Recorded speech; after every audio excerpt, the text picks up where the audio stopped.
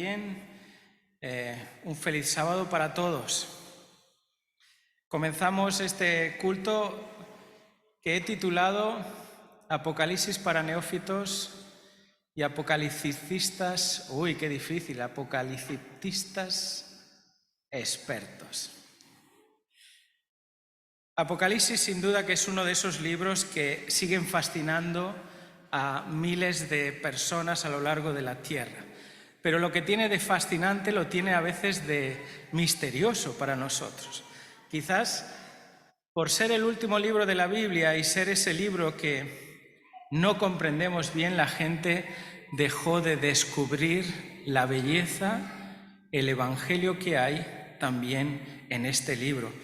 Esto ha cautivado este estudio del Apocalipsis tanto a personas que creen y leen la Biblia como a expertos, teólogos, biblistas. Y Elena White nos va a decir en el libro de Hechos de los Apóstoles una cuestión muy interesante. La página 481 dice: no cabe duda de que en el Apocalipsis están descritas las cosas más profundas de Dios. ¿Tú quieres conocer a Dios? Y este es el recorrido de la vida de todo el cristiano, conocer a Dios, que te conozcan a ti y a tu hijo y puedan ser salvos. Dice Elena White, el libro de Apocalipsis revela las cosas más profundas de Dios. Y si es algo que revela, si es un libro que revela las cosas más profundas de Dios, deberíamos estar leyéndolo todos los días de nuestra vida.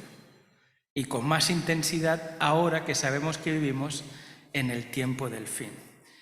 Y si bien es cierto que toda la Biblia es inspirada para enseñar, para instruir, que sigue teniendo poder para cambiar vidas, para perdonar, para llevarnos a aquel que nos hizo, a nuestro constructor, la última carta de este libro, el Apocalipsis, es como la última carta que Dios envía a sus hijos.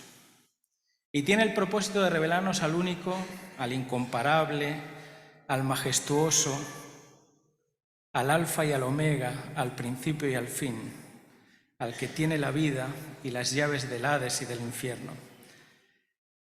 Y por el contrario de lo que la mayoría de las personas pueden pensar, el libro de Apocalipsis no es un libro cerrado, sino que es un libro abierto. Literalmente, Apocalipsis quiere decir abrir, revelar, desplazar la cortina para que tú puedas conocer al Eterno. Es inevitable que nosotros hagamos asociaciones apocaliptistas del nombre Apocalipsis, llevándonos a destrucción, a desesperación, a caos, a desorden. Pero si el Apocalipsis es algo que nos trae orden. Porque la palabra de Dios siempre trae orden a una mente desordenada y vacía. Es el único libro en la Biblia, hermanos, que comienza con una bendición. Y está en Apocalipsis 1:3. Bienaventurado el que lee y el que oye las palabras que están escritas en esta profecía y guarda las cosas en ellas escritas, porque el tiempo está cerca. Y para nosotros creyentes adventistas, el tiempo está cerca y la relevancia que tiene el libro de Apocalipsis para nosotros. Dirá Elena White en Testimonios para Ministros, este libro fue diseñado para que los agentes humanos miren detenidamente a Dios y exalten su santa ley. Este es uno de los diseños para los que fue hecho este libro. Mirad a Dios y exaltar la ley. Testimonios para Ministros 112.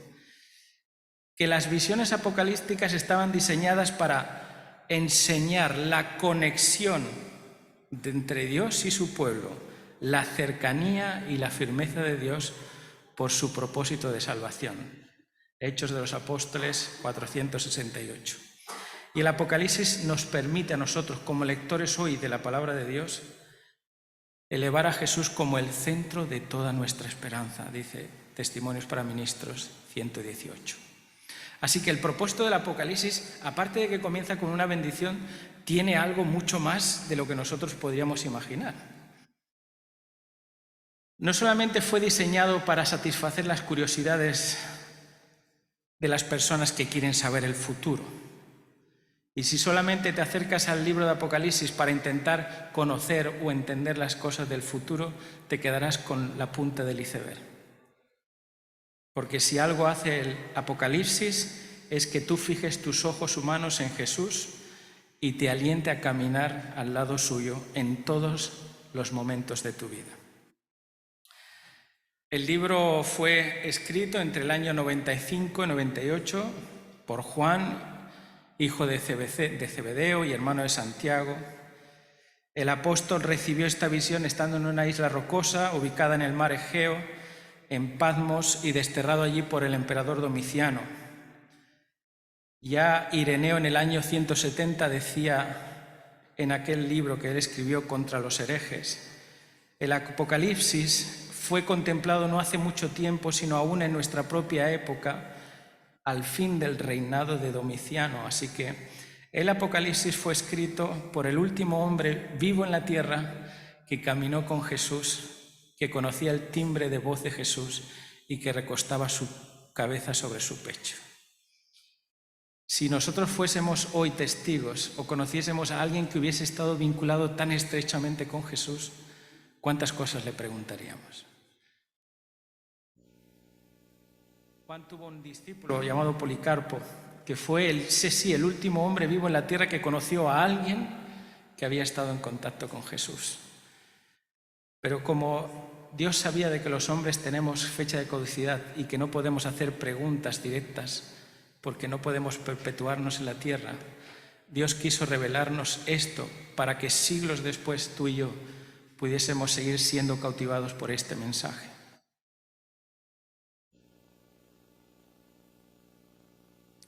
El libro de Apocalipsis, por ser un libro a veces de índole profético, resulta bastante complejo a la hora de acercarnos a este libro porque tenemos miedo a perdernos entre tanta simbología, ¿sí? Y básicamente quizás no lees el libro porque no lo puedes entender o crees que te vas a perder intentando comprender. Así que los hombres de todos los tiempos, ya viendo la importancia y la magnitud de este libro, pues trataron de estudiarlo siguiendo una metodología que le diera sentido al libro. Y básicamente, pues se han usado cuatro metodologías de interpretación para el libro de Apocalipsis, muy básicas: el historicismo, el preterismo, el futurismo y el idealismo. El preterismo lee la Biblia y lee el libro de Apocalipsis desde la perspectiva de que todo lo que revela ese libro se cumple en el siglo en el que ellos vivían, en ese primer siglo, de forma que ninguna interpretación o aplicación profética se extiende al futuro, ¿sí?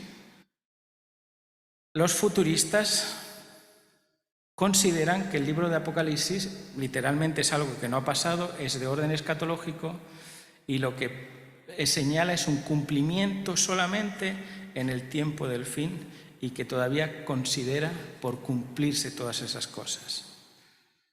Yo básicamente reduzco, no te voy a dar una clase de teología, pero reduzco un poquito las ideas. Y el idealismo es otra forma en la cual no encuentran en el Apocalipsis ninguna relación con hechos históricos, sino que simplemente presentan descripciones simbólicas de la lucha entre el bien y el mal, y que lo que hace es describir, apuntar a la verdad ética y a esos principios que puede aplicar todos los creyentes de todos los siglos. Es decir, es una simbología que no tiene aplicación histórica, solo ética y moral. El historicismo en la profecía es esa forma de leer las Escrituras en base al cumplimiento pasado, presente y futuro. Uno de los grandes escritores que tenemos en la Iglesia, o que tuvimos en la Iglesia, Leroy Frumnes, escribió esto y dijo que el historicismo es el cumplimiento progresivo, continuo de la profecía, una secuencia ininterrumpida desde los días de Daniel y el tiempo del Juan hasta el advenimiento y el final de este tiempo. La Iglesia Adventista, desde mediados del siglo XIX, interpretamos el libro de Apocalipsis desde esta metodología historicista. Y Elena White, pues en en su pensamiento ya estaba involucrada en este concepto. Hechos de los Apóstoles, que es uno de los últimos libros que ella escribe, en la página 466 dice: algunas escenas descritas en esta profecía pertenecen al pasado, otras se están cumpliendo ahora, y algunas tienen que ver con el fin del gran conflicto entre los poderes de las tinieblas y el príncipe del cielo, y otras revelan los triunfos y las alegrías de los redimidos en la tierra nueva. Así que nosotros nos acercamos a la lectura de la Biblia desde esta perspectiva. Una parte se ha cumplido en la historia, otra está aconteciendo y otra aún está por llegar. Pero sabéis, la palabra Apocalipsis no es exclusiva de este libro. Cuando la Biblia fue redactada, pues en varias lenguas estaba configurada la palabra de Dios: hebreo, arameo y griego. Pero finalmente, en un momento determinado de la historia, decidieron traducir toda la Biblia al latín. Y la llamaron la Septuaginta, aquella traducción de la Biblia. Y en el Antiguo Testamento ya usaban esta palabra Apocalipsis. Y la usaban en algunos textos, como por ejemplo el de 1 de Samuel 3:21, donde dice que Yahvé volvió a aparecer en Silo porque Yahvé se manifestó, y aquí usa la palabra Apocalipsis, a Samuel en Silo por la palabra de Yahvé. Así que una de las aplicaciones que se le da a Apocalipsis, a la palabra Apocalipsis en griego, es la palabra epifanía, aparición de Jesús o la revelación de Dios. En uno de los textos más conocidos de la Biblia, que es Amós 3:7, que dice: no hará nada el Señor sin que lo revele, y usa la palabra Apocalipsis, sus secretos a sus siervos los profetas. Así que el Apocalipsis también es una revelación de los acontecimientos venideros. Y podríamos seguir así, seguramente encontraríamos muchos más. Y en el Nuevo Testamento, pues la palabra Apocalipsis aparece 18 veces en el Nuevo Testamento. Y casi todas ellas tienen que ver con la escatología y con el tiempo del fin, ¿no? Romanos, por ejemplo, Romanos 8:19 dice: porque el anhelo ardiente de la creación es aguardar la manifestación de los hijos de Dios. Y esa palabra que usa manifestación es la palabra Apocalipsis, es una revelación. Y está claro que todos estos ejemplos lo que hacen es exaltar el regreso de Jesús y la manifestación de lo que Dios tiene para nosotros.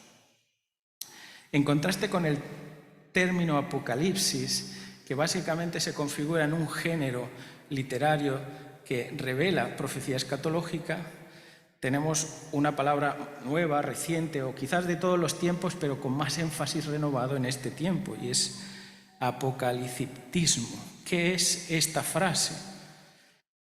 Pues esta frase se separa del género literario que es simplemente una descripción de las secuencias de la revelación y la manifestación de Dios, y se focaliza en una cosmovisión adoptada frente a la revelación escatológica. Es decir, el apocaliptista lo que hace es que todo lo que ve es destrucción y final. Su cosmovisión filtra toda la escatología a través de todas las cosas cotidianas de su vida. Las noticias, los mensajes, la música, el estado social, todo alarma y genera una psicosis y una urgencia, porque su cosmovisión está permeada por la urgencia. Mientras que la literatura apocalíptica destaca por ser un género literario que usa elementos crípticos, simbólicos, pues para enseñar verdades del cielo, profecías escatológicas, el apocaliptismo es una cosmovisión integrada a tu realidad desde esa perspectiva y te genera tensión y ansiedad. Es ese miedo a qué va a pasar, ¿sí? Pero para entender bien el libro tenemos que comprender esto. El libro de Apocalipsis no es un libro cerrado para solamente unos pocos. El libro de Apocalipsis es un libro abierto y así dice el propio libro, comienza así, Apocalipsis 1:1, revelación de Jesucristo. No es un libro cerrado, es un libro abierto, revelación de Jesucristo que le dio para manifestar a su siervo las cosas que han de suceder pronto y que las declaró enviándolas por medio de su ángel a Juan. Y casi al final del libro, Apocalipsis 22:6, vuelve a repetir estas palabras. Y me dijo, estas palabras son fieles y son verdaderas. Y el Señor, el Dios de los espíritus de los profetas, ha enviado a su ángel para mostrar a sus siervos las cosas que han de suceder pronto. Ningún ser humano, ningún gran pensador, ningún filósofo puede por la razón descubrir a Dios. El Dios verdadero no puede ser descubierto sino solamente por una revelación que venga de Él mismo. Fíjate que algo interesante. Yo no puedo conocer a Dios si Él no se me revela a mí. Mateo 11, 25 al 27 dice Jesús, te alabo Padre, Señor del cielo y de la tierra, porque escondiste estas cosas de los sabios y de los entendidos y las revelaste a los niños. Sí, Padre, porque a ti te agradó. Todas las cosas me fueron entregadas por mi Padre, y nadie conoce al Hijo sino al Padre, ni al Padre conoce a alguno sino al Hijo, y aquel a quien el Hijo se lo quiera revelar. Si tú quieres conocer a Dios, no vas a llegar al conocimiento de Dios por la razón, sino porque Dios se quiera revelar. Es la única forma de conocer a Dios. Por eso el libro de Apocalipsis es tan importante, porque es la revelación más profunda de Dios para la humanidad. Y comienza con esa bienaventuranza, bienaventurado. ¿Sabéis? En este libro de Apocalipsis, la palabra bienaventurado se repite 7 veces, hay 7 bienaventuranzas. Y el número 7 en la Biblia es un número simbólico, es un número de perfección y está cargado de muchos sentidos. Es la suma de 3 y de 4, es la suma de Dios y del hombre. Representa la unidad de Dios con el hombre. 7 más 4 representa la intervención de Dios en nuestra historia. Es una palabra muy importante, la palabra bienaventurado, y es una palabra muy particular en la Biblia. Hay 2 formas de decir bienaventurado en griego. Una de ellas es eudaimon y la otra es makarios. Eudaimon está compuesto de la palabra bueno, y daimion, cosas sobrenaturales, es decir, la felicidad está compuesta de una secuencia de cosas sobrenaturales que pasan en tu vida y te dan alegría. Pero cuando vienen las dificultades, el duelo, la pérdida, tú ya no tienes eudaimon, ya no tienes alegría. Juan, por revelación del ángel, podía haber escogido esa palabra, que significa feliz, pero escoge esta palabra, makarios. Y esta palabra makarios, que significa bienaventurado, nosotros la traducimos por bienaventurado o feliz, es una palabra que realmente es una paradoja, porque Jesús la va a usar al comienzo de su ministerio para presentar el plan de su reino, y la bienaventuranza implica ser felices cuando sufres, ser feliz cuando se te persigue, ser feliz cuando no se trata con dignidad. Y designa una felicidad escatológica y una felicidad interna, independiente de las circunstancias. Es interesante porque la única vez que nosotros encontramos esta relación de la felicidad independiente del contexto en el que tú estés, viene acompañada de un verbo. Bienaventurado el que lee, de 2 verbos, y el que oye. ¿Sí?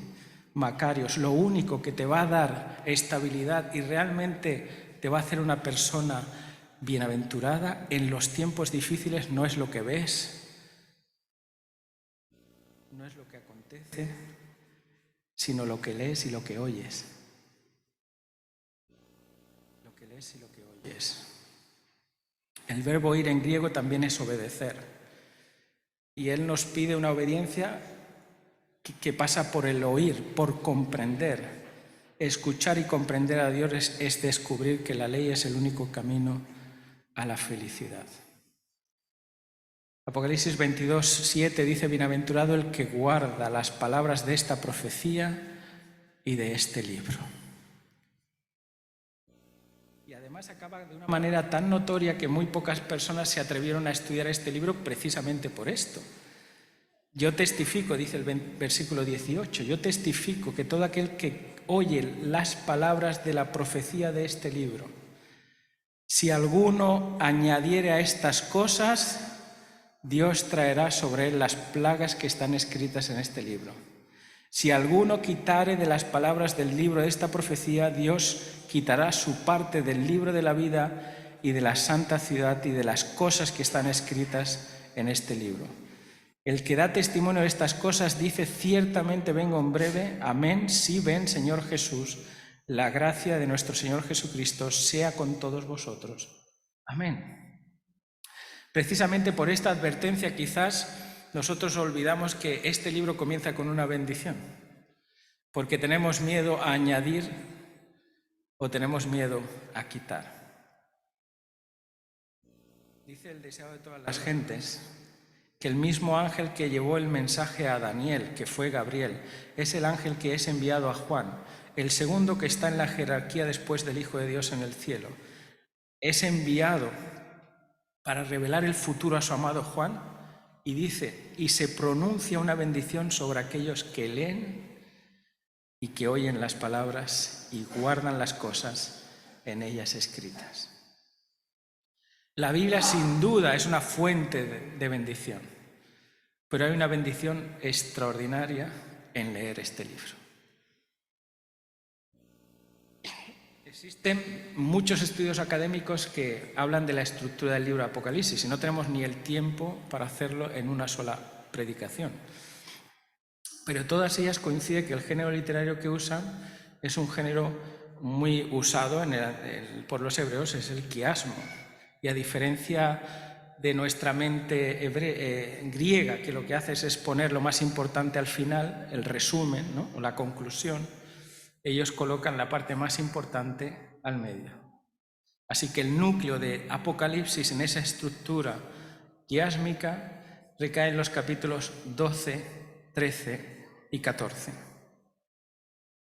La guerra del dragón escarlata, las dos bestias que suben del mar y de la tierra y el mensaje de los tres ángeles. Dos mensajes importantes, los del dragón y sus bestias o los de Dios y sus ángeles. Y solo me voy a centrar en este. Apocalipsis 14 nos revela estos tres grandes mensajes, que la Iglesia Adventista no es ajena a ellos y los conoce bien. Pero no sé si por conocerlo no somos capaces de comprender toda la esencia que encierran. Vi volar por el cielo, Apocalipsis 14:6, otro ángel que tenía el Evangelio eterno para predicarlo a todos los moradores de la tierra, a toda nación, tribu, lengua y pueblo. Y diciendo a gran voz: temed a Dios y dale gloria, porque la hora del juicio ha llegado, y adorad al que hizo el cielo, la tierra y el mar y las fuentes de las aguas. Otro ángel le siguió diciendo: ha caído Babilonia, la gran ciudad, porque ha hecho beber todas las naciones del vino del furor de su fornicación. Y el tercer ángel le siguió diciendo a gran voz: si alguno adora a la bestia, a su imagen, y recibe la marca en la frente o en la mano, también beberá del vino de la ira de Dios. Es muy interesante porque en el Apocalipsis solo una vez aparece la palabra evangelio, y es aquí. De las 77 veces que aparecen en la Biblia, en Juan, en todo lo que escribe Juan, solo aparece una vez, y aparece en este capítulo, en este libro. Evangelio y acompañado de la palabra eterno. Es la única vez en todos los textos escritos por Juan.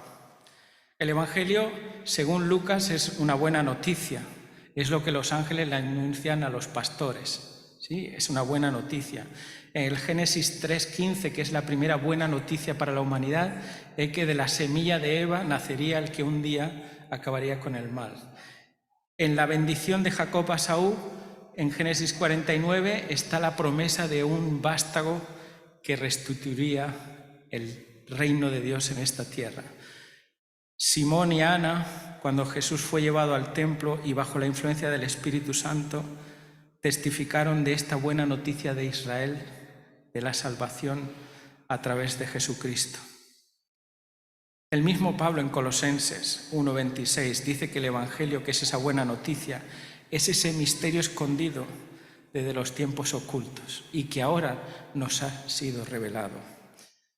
Si nosotros hablásemos de qué es el Evangelio eterno, en una definición muy simple, el Evangelio eterno es la buena noticia de Jesucristo. Cristo encarnado, Cristo crucificado, Cristo resucitado, Cristo ascendido. Esa sería la sencillez del Evangelio eterno. Ahora, no podemos leer ninguno de los otros 3 mensajes bajo otra sombra que no sea esta, el Evangelio eterno. Y uno de los grandes problemas que tienen las personas que están obsesionadas con el fin es que leen los mensajes de los 3 ángeles no bajo la sombra del Evangelio eterno. Y es que Jesús ha venido para poner solución a este mundo. Por eso, cuando tú entiendes que la buena noticia es Jesús, el Evangelio es Jesús, el juicio no te da miedo. Hoy tratamos en la escuela sabática el tema del juicio. Pero es una buena noticia y esa buena noticia implica el juicio. Por eso no es extraño que el primer ángel anuncie que ha llegado la hora del juicio.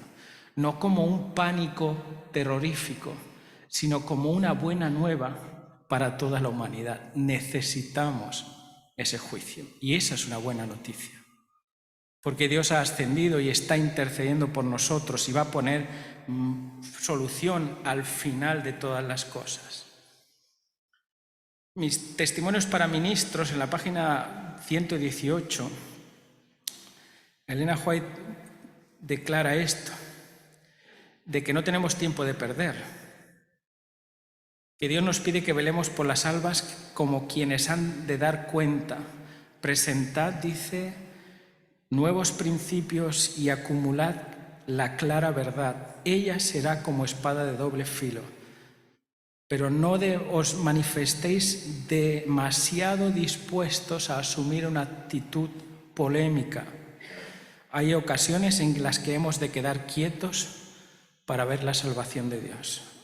Dejad que hablen Daniel y Apocalipsis y digan cuál es la verdad. Pero sea cual fuere el aspecto del tema que presentáis, ensalzad a Jesús como el centro de toda esperanza, la raíz y el linaje de David, la estrella resplandeciente de la mañana. Si tú quieres compartir esta gran verdad que habla de lo más profundo de Dios, sea cual sea, no lo hagas desde una actitud polémica, porque la mayoría de las veces que queremos presentar la verdad de los 3 ángeles, solemos tener la tendencia a manifestarlo desde una actitud polémica. Y tú no puedes dar ni el primero, ni el segundo, ni el tercero si no estás bajo la sombra del Evangelio eterno. El mensaje de los 3 ángeles, en realidad lo que va a hacer es esto. El primero de estos mensajes nos dice qué debemos hacer. El segundo nos explica por qué tenemos que hacerlo. Y el tercero nos va a indicar cuándo conviene hacerlo. El mensaje del primer ángel lleva el Evangelio por todo el mundo y somos llamados a adorar a un Dios creador y anunciarlo porque la hora del juicio ha llegado. El segundo se basa en el primero proclamando que hay un sistema falso que se llama Babilonia, que es un sistema ya caído, y el tercero saca a la luz la marca de la bestia en contraste con el verdadero sábado y el sello de Dios. Ese es el resumen muy simple, muy rápido del mensaje de los 3 ángeles. ¿Cuándo se dieron esos mensajes? ¿O cuándo se darán esos mensajes? En Mensajes Selectos, tomo 2, en la página 120, Elena White ya escribió en ese tiempo: el mensaje del primer y del segundo ángel se dieron entre el año 1843 y 1844. Y ahora estamos, dice, bajo la proclamación del tercero.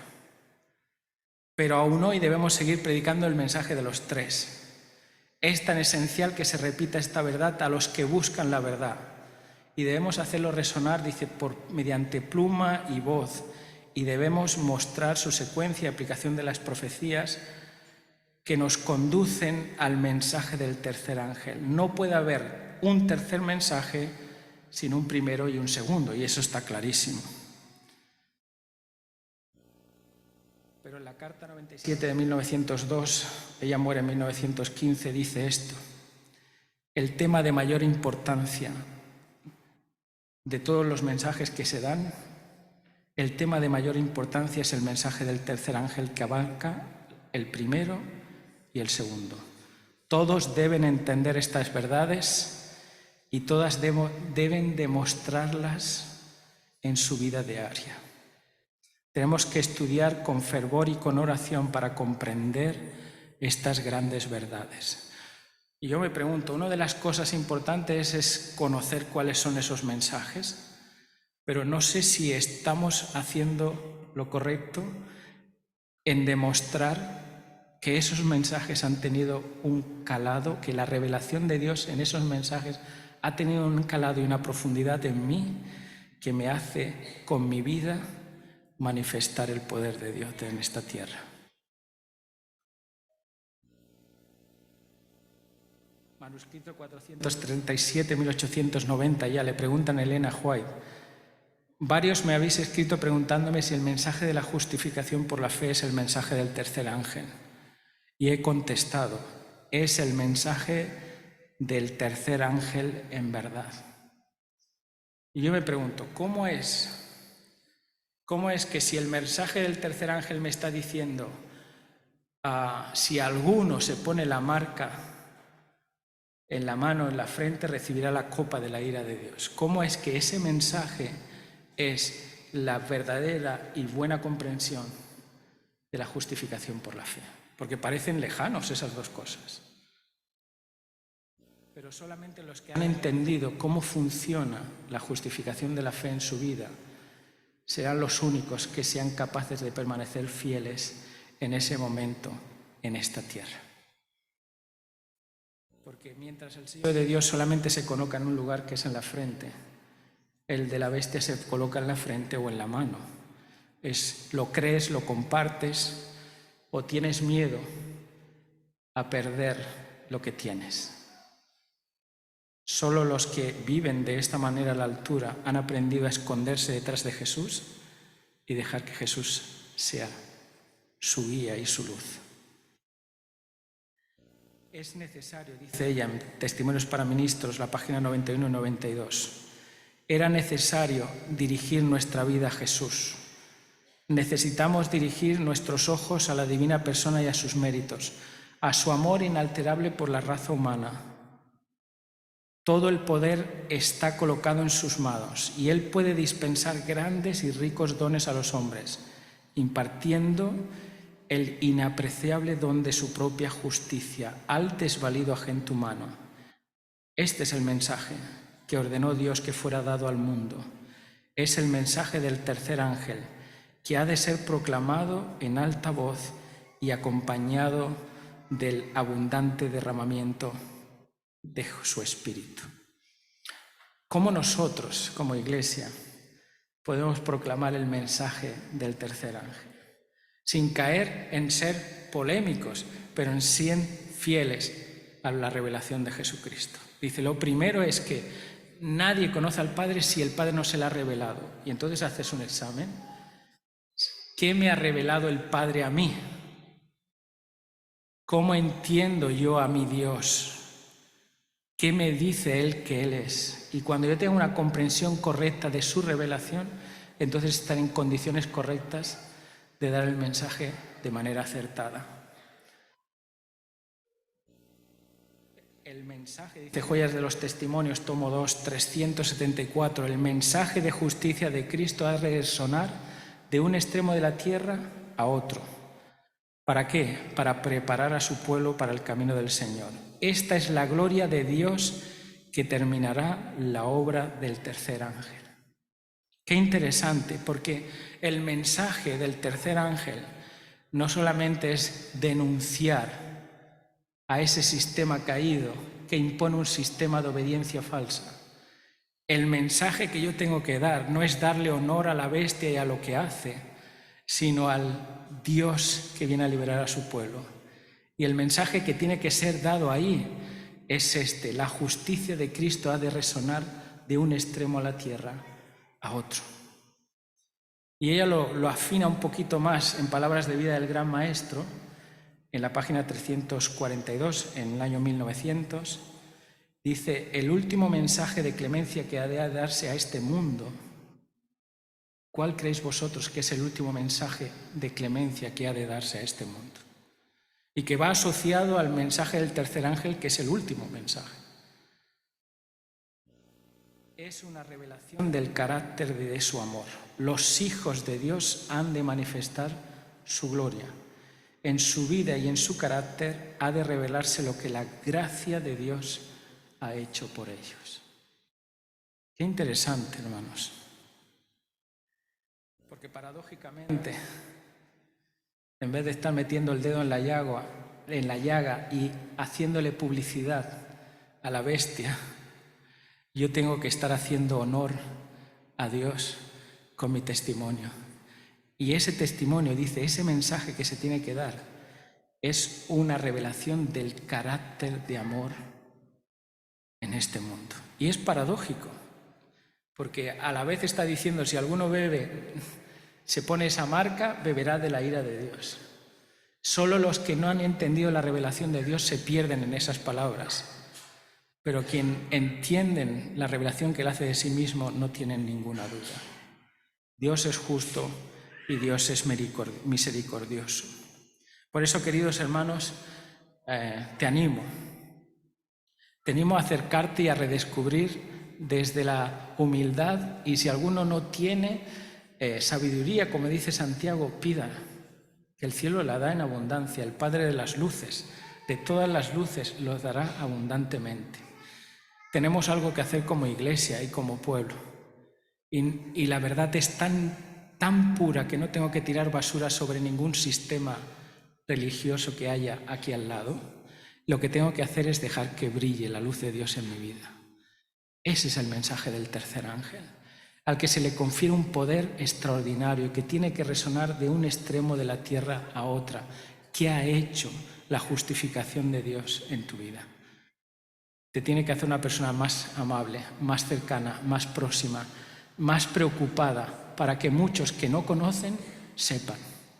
Por eso, si de verdad vives el mensaje de los tres ángeles, entonces el texto que se ha leído al principio de Isaías 60 tiene un valor extraordinario.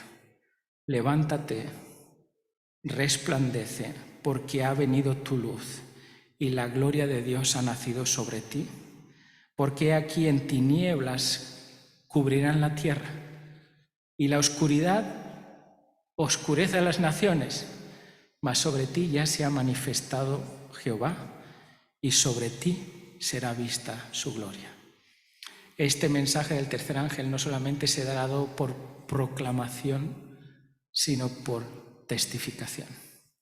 Que Dios nos ayude a vivir en sintonía, en altura de lo que Dios espera por nosotros. Y a veces, como ella nos recomendaba, no entrar en polémicas, no tener una actitud de combate.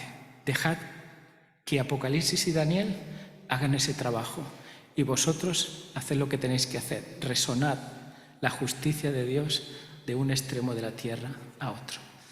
Querida Iglesia de Urgel, que Dios nos ayude a centrarnos en la esencia del Apocalipsis, que es una revelación, y no tanto en todo lo demás que a veces desvían la atención del que viene en las nubes de los cielos. Que Dios os bendiga.